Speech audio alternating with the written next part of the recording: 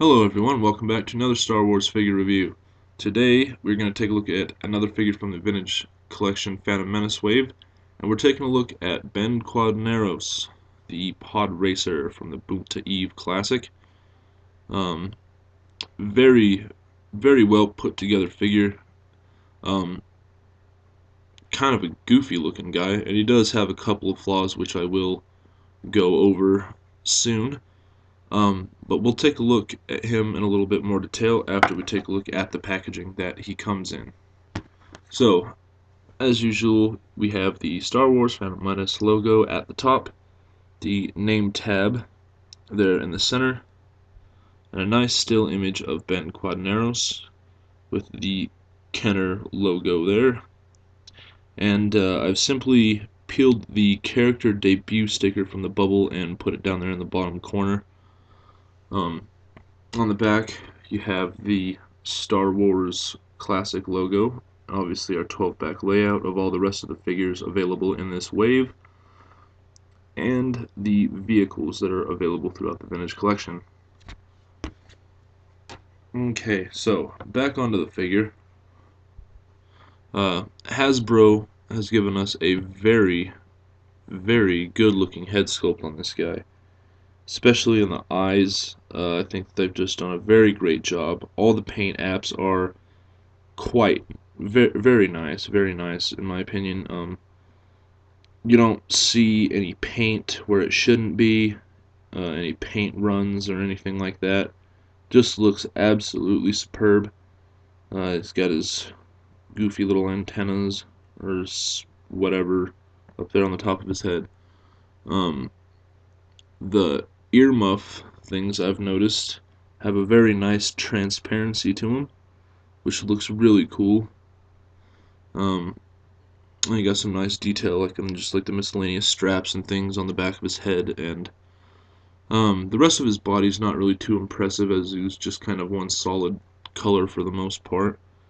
Um, but nonetheless, they did a very good job with this guy.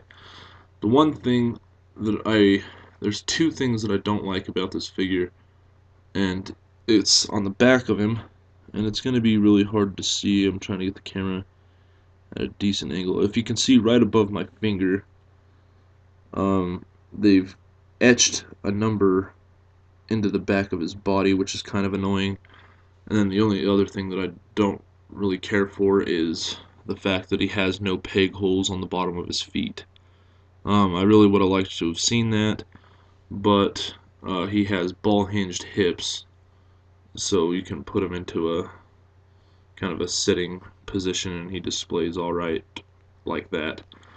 Um, in terms of accessories, he does come with a nice little blaster pistol, which I'm going to try to show you all there, which actually is sculpted quite nice. Pretty excited about that, and he holds it pretty well as well. And obviously, Otoga 222, his little pit droid. Um, this guy's, I think Hasbro did a really good job making him look kind of rusted up, just kind of the way he was in the film. And this guy, he has swivel shoulders and swivel hips for articulation. That's it. But then again, he is a very flimsy little figure, so can't really expect too much out of him there. In terms of articulation for Ben Quadinaros, obviously his blob of a head and body are, they're together as one, so he has no head articulation, but he does have ball-hinged shoulders, ball-hinged elbows, swivel wrists, ball-hinged hips, ball-hinged knees, and ball-hinged ankles.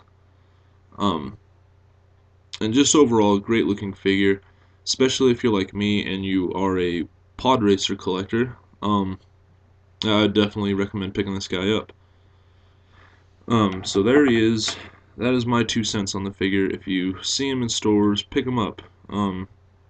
Even if you don't really care for pod racers too much, he is a debut character. That's the first time he's been released.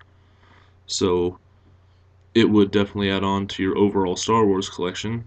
Um, but anyway, I'll be back soon to do some more reviews. Until then, take it easy, and may the force be with you.